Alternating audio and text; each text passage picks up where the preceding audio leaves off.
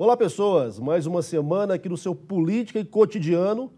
Hoje em um programa falando sobre um tema que está bastante quente ainda. Na última semana tivemos o julgamento de Jair Messias Bolsonaro e toda a cúpula considerada uma organização criminosa, inclusive pelo relator Alexandre de Moraes, e que foi condenada toda a trupe pelos ministros ali do STF, pela primeira turma, com divergência do ministro Luiz Fux. Para falar sobre esse assunto, que eu sei é complexo pra caramba, e no nosso papel de tentar te ajudar a entender mais o que de fato aconteceu, sem às vezes reproduzir apenas opiniões que não têm embasamento, eu trouxe hoje um convidado que sabe exatamente do que está falando, porque o homem é advogado, com uma carreira bastante consolidada, subprocurador da Assembleia Legislativa do Estado de Goiás, já foi o procurador mais jovem da história da Assembleia Legislativa e hoje tem uma atuação bastante consolidada em vários nichos do direito, vamos dizer assim. Ele é Yuri Castro. Yuri, seja muito bem-vindo ao nosso programa mais uma vez, hoje para falar no seu tom professoral e de uma área que você entende muito bem. Professor Marcos, eu agradeço mais uma vez a oportunidade de participar, de estar aqui na PUC TV, no seu programa que sempre tem levantado grandes debates para a sociedade goiana e para o Brasil.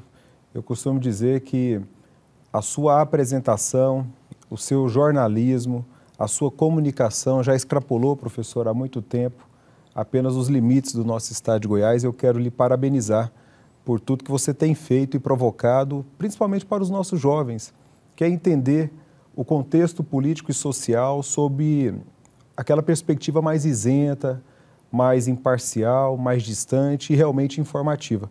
Eu agradeço muito pela oportunidade de estar mais uma vez com você. Eu já agradeço as palavras, eu gosto de convidado assim, viu, gente, que vem aqui e fala bem da gente, isso é importante.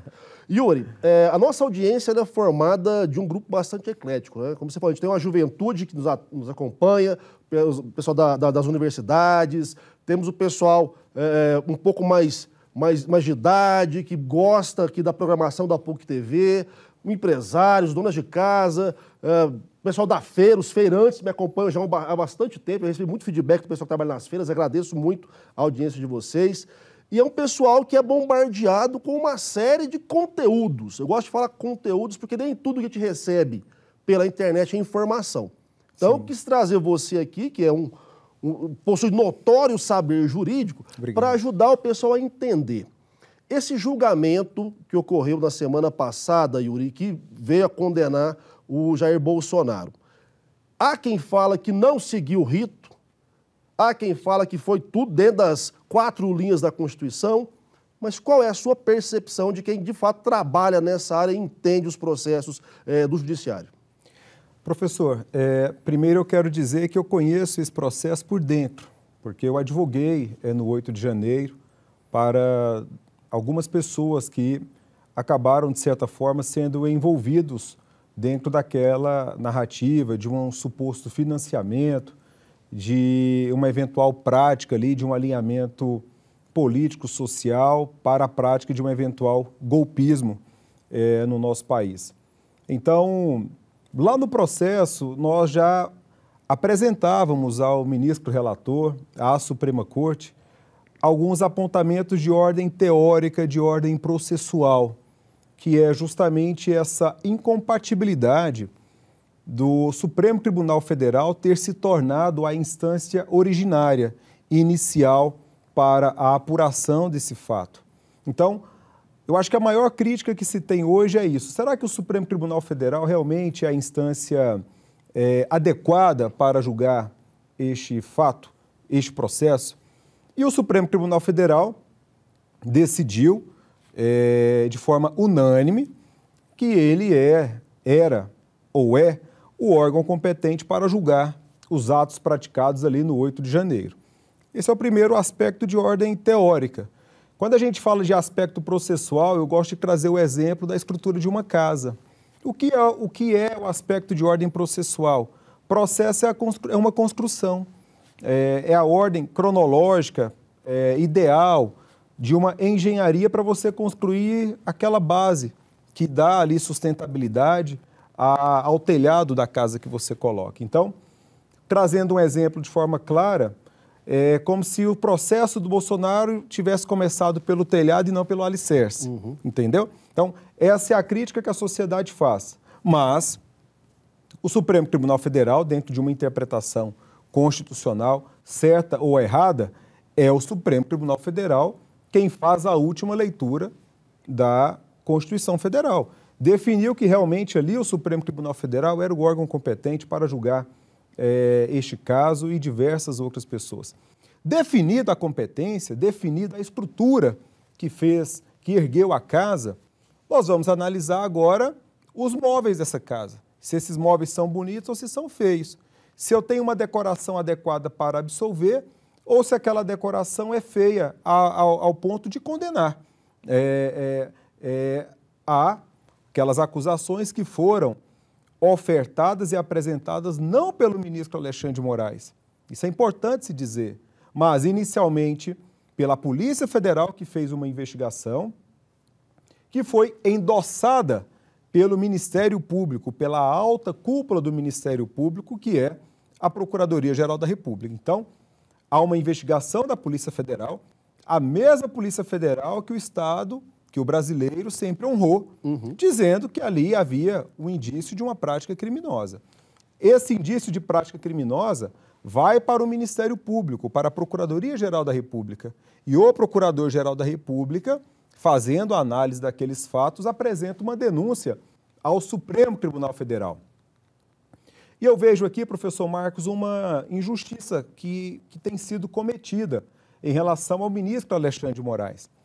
Porque, por mais que a sociedade, a advocacia, o brasileiro, a brasileira não concorde com uma eventual manifestação dele, com uma eventual condenação, essa condenação ela é proposta pelo ministro relator, que é validada pelos outros 5 que estão julgando.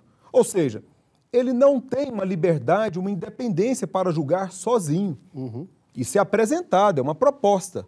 Ele apresenta uma proposta de condenação ou uma proposta de absolvição. Ou seja, não adianta a gente ficar discutindo no Brasil o impeachment do ministro Alexandre de Moraes. Porque para se defender o impeachment do ministro Alexandre de Moraes, a sociedade e o Congresso teria que defender o impeachment dos outros 4, porque ele não julga sozinho. Então, é esse panorama primeiro que a gente tem que trazer.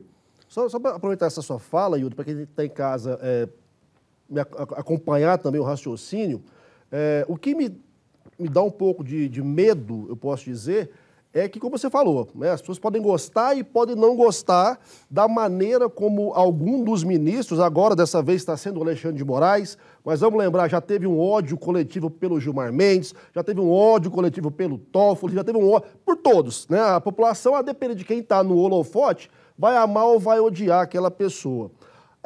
E quando você começa a entender que está se formando uma concordância ou uma discordância em relação a alguém, baseado em informações da minha cabeça, porque, ao fim e ao cabo, pouquíssimas pessoas têm, de fato, conhecimento jurídico suficiente para julgar o processo, como você falou. Né? Posso gostar ou não gostar. Eu gosto de falar isso, Yuri, porque eu trabalho na área e eu sou um técnico, já disse isso aqui no jornal com o Jordevar. Então, as coisas que eu analiso, não é porque eu gosto ou não gosto, é porque eu me baseio em fatos e numa leitura dos fatos, que eu acho que é o mesmo que acontece com qualquer julgamento, com qualquer juiz. Sim, e processo, professor Marcos, eu costumo dizer isso em sala de aula, processo ele tem uma capa, que é o nosso corpo humano. Os senhores estão me vendo agora e aparentemente eu estou bem, estou saudável. Para você saber se eu realmente estou bem ou saudável, o que o médico pede? Exames. E a partir dessa análise dos exames é que o médico irá constatar se realmente eu estou saudável. O processo judicial é desse jeito também. Eu tenho ali um paciente e um médico. Quem é o médico nessa relação? O juiz. Esse paciente ele é saudável ou ele é danoso? Ele vai fazer a análise dos exames. Quais são esses exames? As provas que estão no processo. E a partir desse raio-x, dessa análise documental de provas, e não é prova apenas documental, professor Marcos, nós temos provas, neste caso específico, prova testemunhal, prova pericial, prova digital, que são as chamadas geolocalizações, extrações de dados digitais. Eu acompanhei que teve muito documento que foi puxado os metadados, que é aquilo que a gente não olha quando vê o documento lá no Word, mas você clicar no lugarzinho, você descobre qual foi o computador, de onde saiu o negócio. De onde saiu, foi bem de feito. onde veio. E veja que neste caso específico tem uma discussão muito interessante que eu convido até a sociedade como um todo a aprofundar, os alunos da área jurídica principalmente, os nossos jovens advogados, advogadas, que é uma expressão até inglesa que tem sido discutido muito, né, que é o document dumping, né, que são os excessos de documentos probatórios em relação a uma acusação. E qual é o tempo que a defesa teria para analisar esses documentos? Qual é o tempo adequado? Nós estamos falando aí de mais de 20 milhões de arquivos digitais que compõem em tese uma prova. Então, não é um processo que você tem ali uma prova precária. Pelo contrário, a alegação da defesa é que não há prova, né? É que, na verdade, há um excesso de prova em que ela não conseguiu sequer fazer a análise. Uhum. E que isso, dentro de uma ordem processual, dentro de uma estrutura processual, não teria permitido com que a defesa analisasse se aquele alicerce recebeu a quantidade de concreto correto para permitir uma sustentação, uma condenação, a manutenção de uma base. E a partir desse cenário, a gente vai discutindo, Marcos, e observando que não é razoável que nós estejamos, né, em 2025 e discutindo no Brasil, o Brasil mais uma vez parado, com acusações que a gente estava acostumado a ver e ler nos nossos livros de história, né? Que são esses atentados contra a liberdade realmente de expressão, contra um governo democrático, retornar, viver esse aspecto de uma disputa entre democracia e ordem ditatorial. Não é razoável isso. Eu, mexendo nos meus arquivos recentes, Marcos, eu achei um CD da minha formatura. E agora eu completo 18 anos de formado. E há 18 anos, ou seja, há 18 anos, eu, enquanto orador da turma, uma das coisas que eu falava era o tanto que o Brasil vivia naquela época um caos social. Se você pegar o que eu falava há 18 anos, parece que eu estou trazendo um retrato do Brasil de hoje. Uhum. Nós não mudamos e não caminhamos e não evoluímos absolutamente em nada. Há 18 anos o meu discurso do passado, ele está extremamente atual. E isso me demonstra que a sociedade brasileira como um todo está esquecida de uma visão séria dos nossos governantes. Nós não temos um projeto político, social, democrático e que realmente permita com que a sociedade se desenvolva. Não é razoável que, desde a nossa redemocratização, professor, praticamente todos os presidentes da República que nós tivemos, com exceção do Itamar, que pegou o impeachment do Collor, né? E do Fernando Henrique. O Fernando Henrique, que, graças a Deus, passou ileso, mas que deixou um instituto extremamente ruim para a sociedade, que é o Instituto da Reeleição. Sim. De lá para cá, todos os outros foram vítimas de algum estresse institucional. Governo Lula, acusado desde o início pelo mensalão, depois veio aí a questão da Lava Jato. A presidenta Dilma foi impeachmentada dentro de um crime que ninguém sabe até hoje, uma irresponsabilidade fiscal que ninguém sabe até hoje se realmente ocorreu. Nós tivemos o sucessor dela, o professor Michel Temer, que acabou vivenciando aí também, inclusive um mandado de prisão. E agora, o Bolsonaro vivenciando essa questão de uma acusação seríssima que seria a tentativa de um golpe de Estado no Brasil. E a gente observa, professor Marcos, que nós vivemos sim uma instabilidade social e uma instabilidade jurídica que realmente nos corrói. A justiça, ela não é cega, ela enxerga, e ela enxerga principalmente se quem está sendo acusado, se realmente ele tem poder econômico, se ele tem poder político. E eu chego agora ao voto do ministro Fux.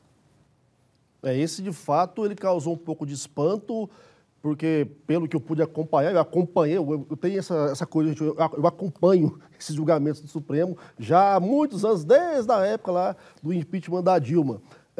O que se ponderou muito foi que o Fux votou contra o Fux. Não foi só votar diametralmente, de forma oposta aos demais ministros, mas ele votou contra o que ele tinha votado recentemente quando condenou mais de 600 pessoas que foram presas ali quando da situação do 8 de janeiro. Isso faz algum sentido no ambiente jurídico? Você tem que mudar de opinião. Ok, a gente pode mudar de opinião. Mas dessa forma e tão rápida, eu achei meio assustador, Yuri. Então, assim, se a gente pegar o ministro Fux, com todo respeito a ele tem 14 anos de Supremo Tribunal Federal. Ele é um ministro, professor Marcos, sempre visto como aquele que integra a ala punitivista do Supremo Tribunal Federal. O ministro Fux, desde quando ele chegou ao Supremo Tribunal Federal, ele tem uma média de 99% e 98% de negativa, de dizer o não a todo mundo que pede a ele uma proteção no âmbito penal.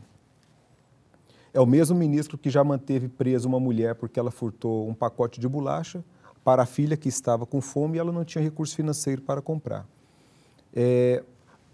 Alguns minutos antes de apresentar um voto com quase 14 horas de leitura, o maior voto da história, me parece, do Supremo Tribunal Federal, ele negou um habeas corpus para um homem que estava preso está preso por ter furtado 5 desodorantes. E toda a parte de fundamentação que ele traz para aplicar em favor do, então, presidente Jair Messias Bolsonaro, ele aplicou contra Lula na época do processo da Lava Jato. Vou te dar um exemplo. Nós temos aqui vício de competência, não poderia começar pelo telhado o processo, tinha que começar pelo alicerce, ou seja, no primeiro grau. Uhum. No caso de Lula, o que ele disse? Não, isso não tem problema, isso é só um defeitinho processual, não vai fazer com que o telhado caia, vamos manter toda a decoração da nossa casa, está bonito e perfeito. Ou seja, aquelas provas para condenar Lula devem ser mantidas. Neste caso, ele foi o único ministro que votou contra a incompetência e contra a nulidade do processo em relação a Lula. Neste processo, ele votou a favor do Bolsonaro para que o Bolsonaro concedesse entrevistas ainda que investigado. No caso Lula, ele votou proibindo, a decisão é dele, ele votou proibindo Lula de conceder entrevistas. O que mudou, de fato? Um estava investigado, outro também estava investigado. Por qual motivo, professor Marcos, um pode conceder entrevista? Por qual motivo? Um não pode conceder entrevista. Mas esse é o fato que eu estou falando de 2 políticos. Uhum. Você pode gostar mais de um e não gostar do outro. Faz parte da cultura humana. Agora, o juiz não tem o direito de gostar mais de um ou menos do outro. O processo de Jair Messias Bolsonaro, ele traz a mesma disfunção do processo do Lula. E é sempre essa questão da falta de coerência, professor, que eu venho falando desde a época do Mensalão, desde a época da Lava Jato. Do mesmo jeito que eu criticava Moro ao julgar Lula, a força-tarefa do Ministério Público Federal, que concentrou ali todas as investigações contra o presidente da República, que tinha como domicílio funcional Brasília e como domicílio pessoal São Paulo. Por qual motivo esse presidente da República, ex-presidente da República, foi ser julgado em Curitiba? Você não consegue achar um nexo lógico assim. Uhum. Qual foi o crime que foi praticado lá? Se o crime era da Lava Jato, envolvia Petrobras, algumas... E detalhe que a Lava Jato, o cerne dela é Brasília. É o tal do posto de gasolina que você chama Lava Jato. Então, como que você vai mandar um processo desse e fixar uma competência em Curitiba? Então, já começou errado. Começou totalmente errado. E agora o processo do Bolsonaro do mesmo jeito. O que nós precisamos, professor Marcos, é de ter uma regra de moralidade judiciária. De moralidade judiciária. Essa regra de moralidade judiciária, ela envolve aspectos que vai permitir com que a política não tenha mais narrativas. E essa solução não é difícil. Primeiro, é importante se dizer o seguinte: Yuri, o crime pelo qual Bolsonaro foi condenado agora, o MST já fez isso lá no passado. Gente, tudo bem. Mas à época do MST, por exemplo, você não tinha esse tipo penal, que surgiu a partir de uma ideia do próprio governo Bolsonaro para criminalizar quem por golpe de Estado? O MST. Você está entendendo qual é o resultado de você produzir legislações para a ocasião, né? E direcionadas? Essa legislação ela foi feita para perseguir, investigar ou condenar o movimento social dos trabalhadores sem terra.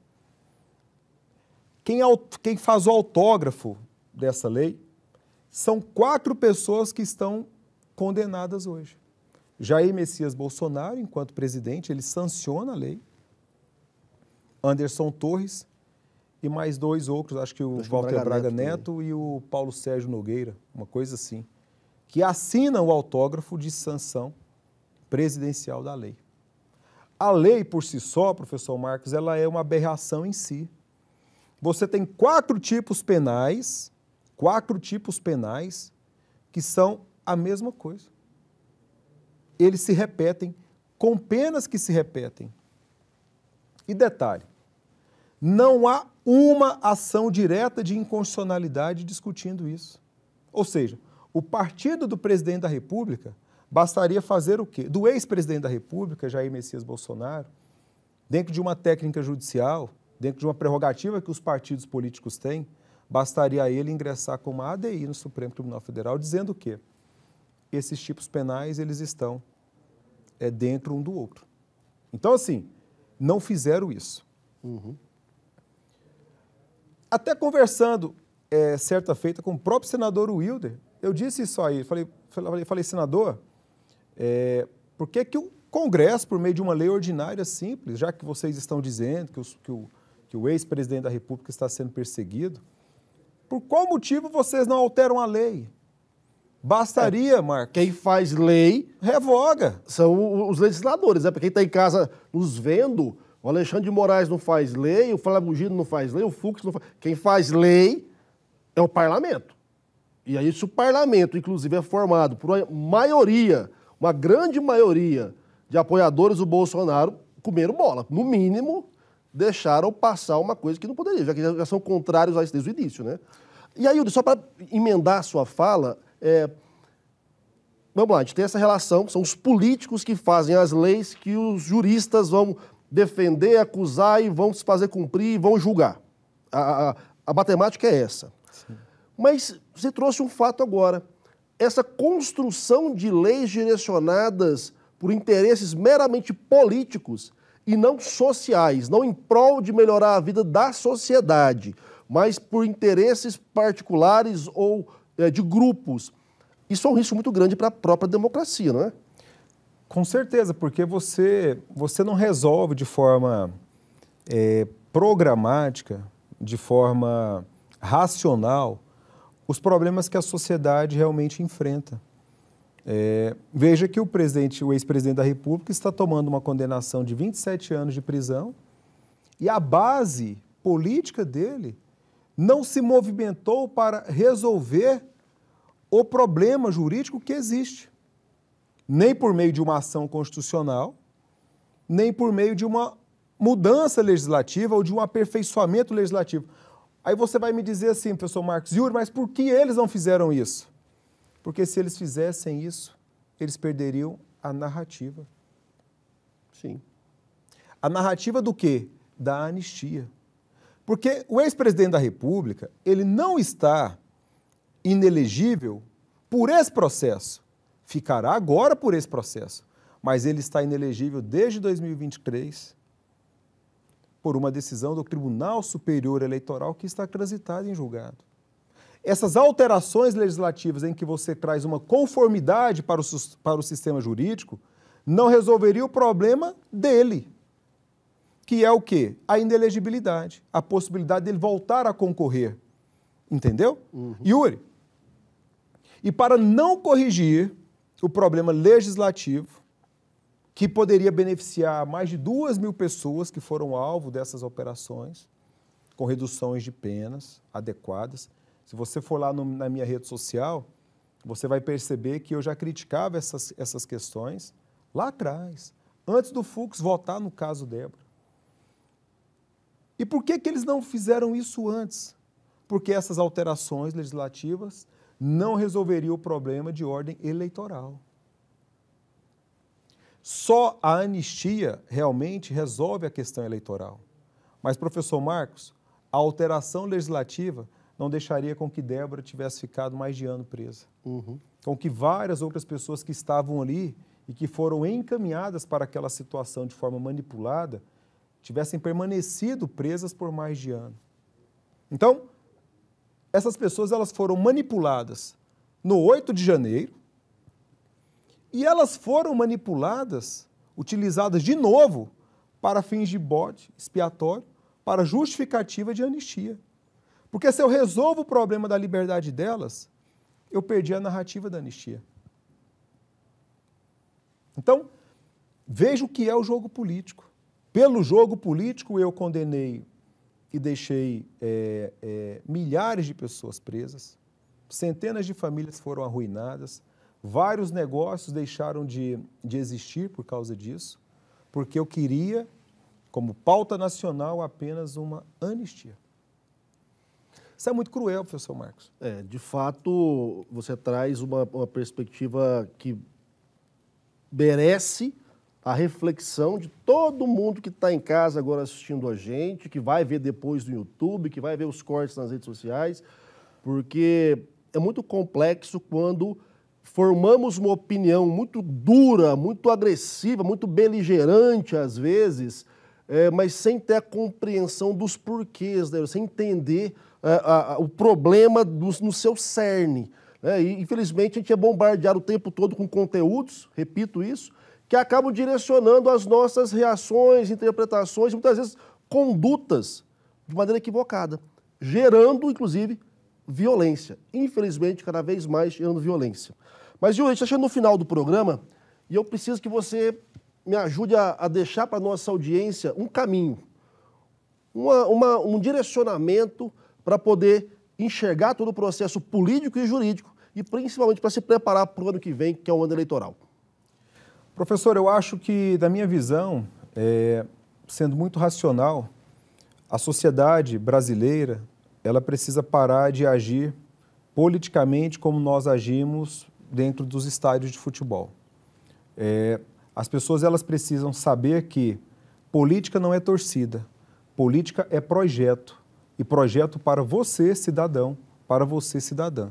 Se você não trouxer uma ideia de desenvolvimento, de progresso para os nossos filhos, para os nossos pais, nós iremos estar daqui a 18 anos, 20 anos, assim como eu estive lá no passado, discutindo o mesmo problema do passado. O nosso problema é de moralidade, é de entrega de resultado, é de projeto social, econômico e de desenvolvimento.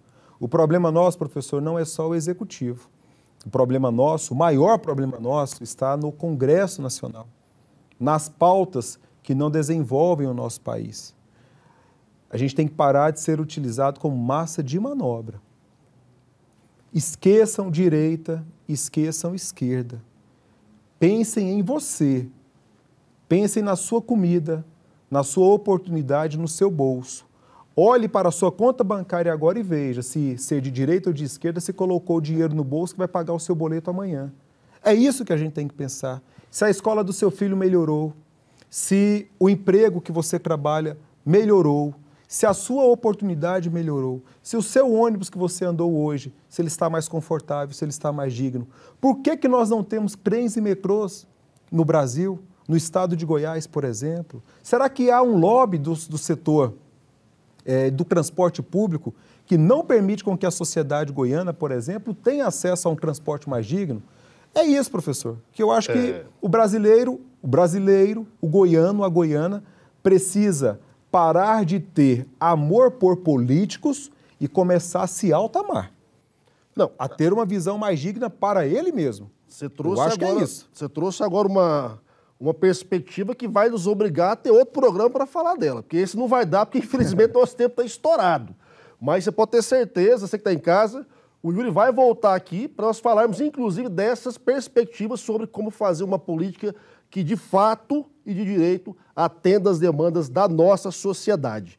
Yuri, quero te agradecer mais uma vez por ter topado bater esse papo com a gente. Desejo aí que a gente possa debater com mais serenidade o futuro do país. E só fala para o pessoal onde eles te encontram, porque o nosso tempo está estourado. Ah, sim, é o Iure, I no início e E ao final. O Iure Castro. Estou lá nas redes sociais com esse nome. Maravilha, gente. Semana que vem estamos de volta. Vai para as redes sociais, segue o Yuri, segue a gente. Vamos continuar esse papo lá, porque na rede social o debate continua sempre. Muito obrigado, até a próxima.